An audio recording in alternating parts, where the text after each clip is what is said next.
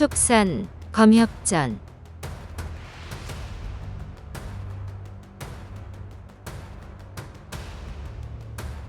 28화 20년 만에 재회.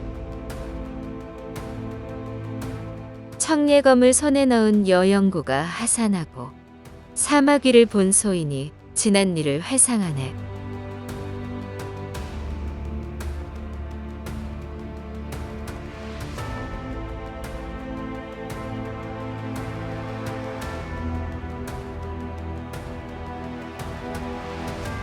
여영구는 어두운 구석에 숨었기에 절대 들키지 않을 줄 알았다. 그런데 야광주가 초를 천기나 켠 듯 밝아 동굴 전체를 대낮처럼 환히 밝힐 줄이야. 나뭇잎 옷 여인은 법보에 온 정신이 팔려 주위를 신경 쓰지 않았지만 푸른 옷 여인은 언제 어디에서 사부의 보검이 날아올지 몰라 불안한 마음에 쉴 새 없이 두리번거렸다. 그러다 뒤를 돌아보는 순간 붉은 옷을 입은 여영구가 보검을 들고 떡하니 서 있는 것을 발견했다. 사부가 법보와 함께 묻었던 바로 그 청예검이었다. 만약 법도를 어기면 반드시 누군가 나타나 이 청예검으로 목을 벨 것이다. 사부의 말이 떠오른 푸른 옷 여인은 혼비백산하여 나뭇잎 옷 여인 뒤로 숨었다. 그 바람에 나뭇잎 옷 여인도 여영구를 발견했다. 처음에는 그 대단하다는 원언이 나타난 줄 알고 가슴이 철렁했다. 하지만 정신을 다잡고 일단 법보부터 챙긴 후 일부러 목소리를 높였다. 웬 놈이냐? 어디서 감히 염탐질이야? 귀모산 현음체 적발체주의 수제자 교교가 얼마나 무서운지 모르는 모양이군. 여영구는 약하게 보이면 바로 공격당할 것 같아 상대를 속이기로 마음먹었다. 어디에서 온 요녀인데 감히 사사로이 죄인을 풀어주고 법보를 훔치는 것이냐? 사부의 명을 받고 오래전부터 기다리고 있었다. 당장 법보를 돌려놓으면 목숨만은 살려주마. 교교가 무어라 대답하기 전에 여영구가 들고 있던 청예검이 들썩들썩 요동쳤다. 살짝 손이 미끄러진 순간 청예검이 푸른 빛을 뿜으며 푸른 옷 여인에게 날아갔다. 아! 푸른 옷 여인이 단칼에 쓰러지자 몹시 놀란 교교가 삼지창을 휘둘렀다. 불꽃처럼 붉은 빛이 날아가 청예검과 맞붙었다. 아직 검수를 모르는 여영구는 교교의 검광을 보고 덜컥 겁이 났다. 어찌해야 좋을지 몰라 난감하던 그때 동굴 밖에서 우레 같은 호통 소리가 들렸다. 누가 감히 겁도 없이 여기서 소란을 피우느냐? 동굴로 들어오는 원혼을 알아보고 질겁한 교교가 재빨리 삼지창을 거둔 후 검광을 타고 도망쳤다. 여영구가 반색하며 사정을 설명하려는데 원혼이 먼저 입을 뗐다. 다 알고 있으니 되었다. 죽은 이 아이는 못난 내 사저 왕연연이다. 모두 본인이 자초한 일이지. 연연이 오늘 이교로 돌아섰더라면 또 수많은 사람을 해쳤을지 모른다. 내 손을 빌어 연연을 응징한 것은 모두 하늘의 뜻이다. 우리 문파의 규칙이 얼마나 엄한지 잘 알았느냐? 오늘 일은 절대 잊지 말고 본보기로 삼거라. 이 청예검은 내가 오래전에 사악한 기운을 물리치기 위해 만든 기물이다. 스스로 날아가고 스스로 돌아오지. 지금 내 손에 들어가 있으니 내게 주마. 하지만 꼭 기억하거라. 만약 계율을 어기면 연연처럼 될 것이다. 이곳은 덥고 습한 데다 아침 저녁으로 독한 기운이 올라오기 때문에 공력이 깊지 않은 사람이 지내기에는 적당하지 않단다. 어서 돌아가자꾸나. 두 사람은 서둘러 왕연연을 묻고 동굴을 떠났다. 여영구는 뜻하지 않게 비검을 얻어 너무 기뻤는데 향설동에 돌아오자마자 원혼이 비검술까지 전수해주니 더욱 감격스러웠다. 원혼은 검을 함부로 사용하지 말고 누군가의 목숨을 거둘 때 사사로운 감정에 휘둘리지 말고 광명정대해야 한다고 신신당부했다. 하지만 복수에 대해서는 일절 언급하지 않았다. 그래서 여영구는 사부가 복수를 반대하지 않고 묵인한다고 생각했다. 마침 비검도 손에 넣었으니 당장 하산하여 복수할 계획이었다. 하지만 원혼이 평소 제자들에게 매우 엄격하고 계율을 중시했기 때문에 성격 급한 여영구도 감히 하산하겠다는 말을 먼저 꺼낼 수가 없었다. 그래서 적당한 사람에게 부탁할 생각이었다. 여영고가 점 찍은 적당한 사람은 바로 형산 백작동 금모모 나자연이다. 나자연은 원원과 막역한 사이라 나부산 매화가 만개할 때면 향설동에 찾아와 한두 달씩 머물곤 하였다. 공교롭게도 그녀는 허울에 버신 호남 선화의 대역, 나신의 고모였다. 나자연은 평소에도 여영고를 예뻐하여 볼 때마다 검수를 전수해주라고 권했지만 원호는 선뜻 받아들이지 않았다. 왕연년이 검수를 배운 후 몇 번이나 계율을 어기고 나쁜 짓을 저지른 선례가 있는데다 여영고가 성격이 불같고 살기가 강하여 혹시 같은 실수를 반복할까 염려스러웠기 때문이다. 사실 청예검도 나자연이 하도 권해서 준 것이었다. 물론 원원도 여영고의 타고난 자질을 모르지 않지만 조금 더 고생을 시켜 불같은 성질을 가라앉힌 후에 진술을 전수할 생각이었다. 여영고 입장에서는 나자연만큼 적당한 사람이 없었다. 그해 10월 말 나자연이 나부산에 찾아오자 기다렸다는 듯이 무릎을 꿇고 간청했다. 나자연은 효심이 깊은 여영고를 어여삐 여겨 또 한 번 원원을 설득했다. 원원은 처음에 강하게 반대했다. 애초에 이 복수의 발단은 허월이 아니네.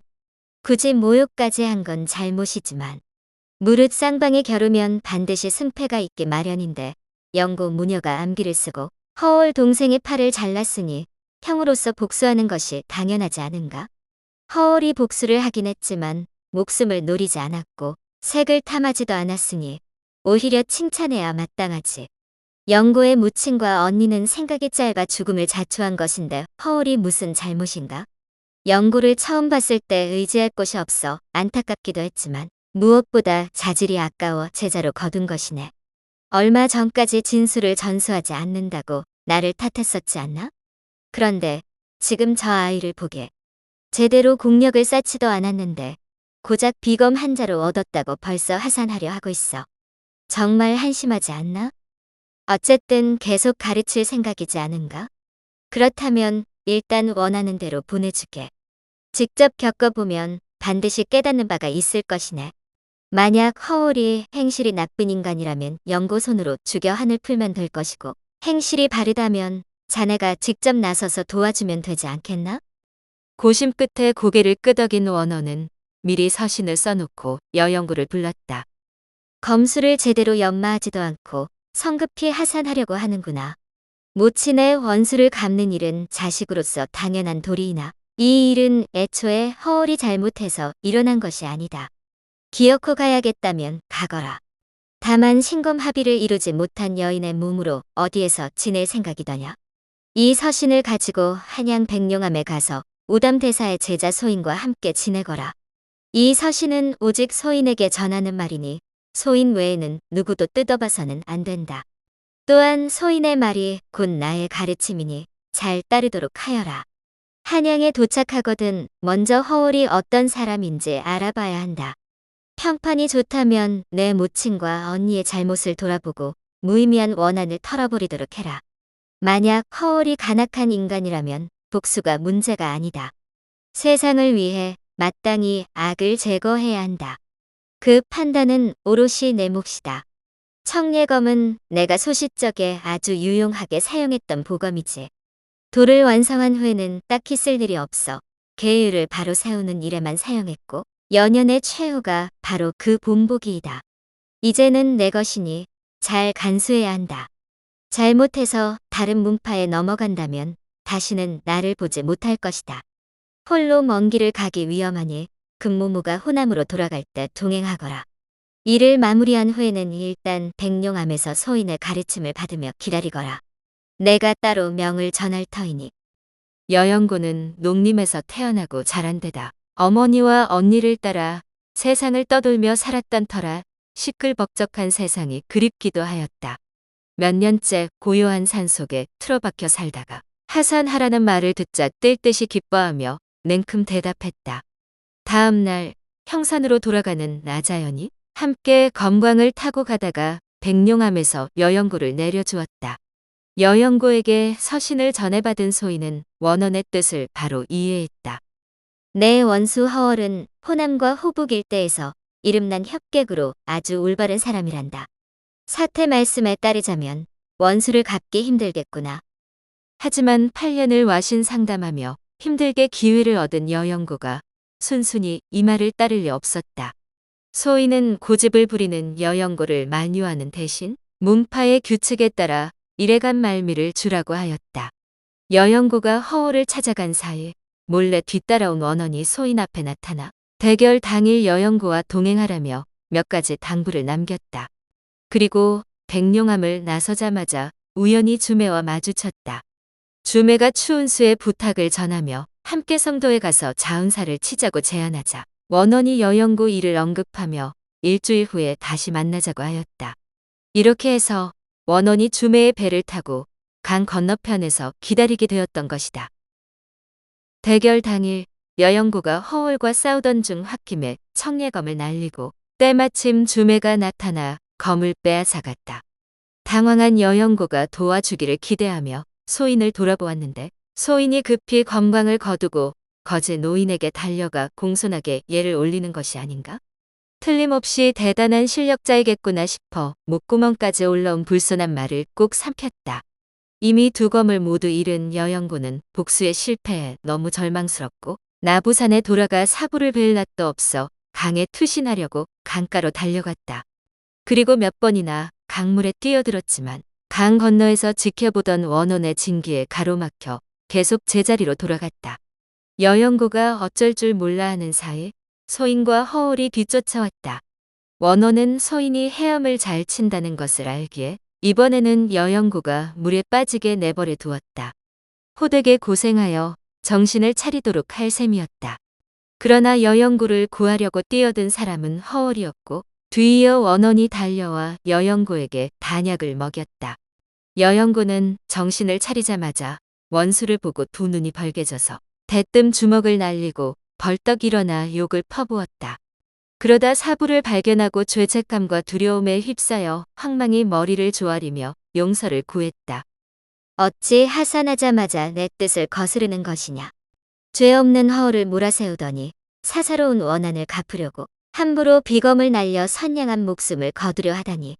주 선배가 검을 낚아채지 않았다면 안타까운 목숨이 희생될 뻔하지 않았느냐. 허울은 강물에 빠진 내 어리석은 효심을 안타까이 여겨 엄동설한 추위도 아랑곳하지 않고 스스로 몸을 던져 거친 물살을 헤치고 너를 구했거늘 너는 은혜를 보답하기는커녕 무방비인 사람을 때려 피를 흘리게 만들었구나. 너처럼 배은망덕한 소인배를 어찌 내 문화에 둘 수가 있겠느냐? 내 문화에서 썩 나가거라. 이 시간 이후로 감히 내 제자라고 입을 놀렸다가는 이 비검에 목이 날아갈 줄 알아라. 여영구는 놀라고 당황스러워 머리를 조아리며 용서를 구할 뿐 감히 다른 말을 하지 못했다. 소인은 아랫사람이라 감히 나서지 못했고 도균과 허울도 마찬가지였다. 그만하면 되었네. 나를 봐서 이번 한 번은 용서해 주시게. 둘 다 물에 빠진 생쥐꼴이지 않은가? 내가 주변에 안개를 피워놓아 본 사람은 없을 것이네. 허울의 집이 가까우니 가서 옷도 갈아입고 식사도 하세나. 그제야 원원의 굳은 표정이 풀어졌다. 주 선배의 말씀이 아니었으면 너처럼 못된 녀석은 당장 쫓아버렸을 것이다. 어서 감사 인사를 올리지 않고 무엇하느냐. 겨우 용서를 받은 여영구가 주춤주춤 다가가 무릎을 꿇으려는데 주매가 손사래를 치며 소리쳤다. 아니, 자네 뭐 하는 건가? 내가 이런 거 질색하는지 알면서 일부러 이러는가? 주 선배는 원래 예를 사양하는 분이니 되었다. 대신 내 목숨을 구해준 허월에게 인사하거라. 대결하면서 허울이 몇 번이나 사정을 봐주었지만 여영구는 오히려 화를 내며 호의를 받아들이지 않으려 하였다. 그러다 결국 홧김에 강에 몸을 던졌으나 물속에서 막상 죽음의 고통을 경험해보니 후회막급이었다.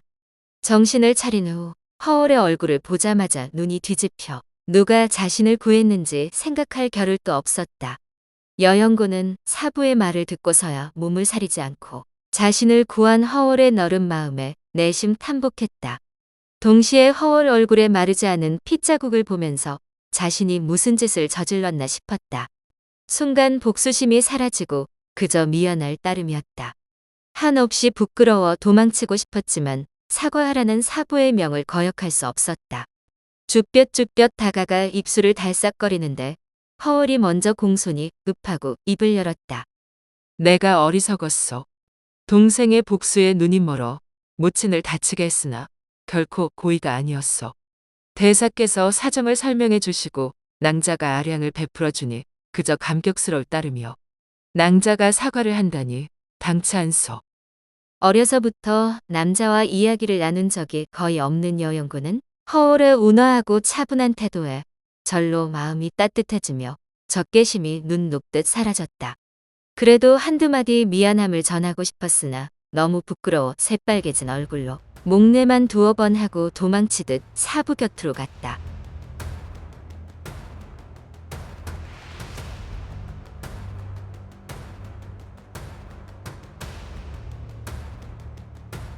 다음 화에서 이어집니다. 더 좋은 콘텐츠를 제작하기 위하여 구독과 좋아요, 알림 설정 부탁드려요.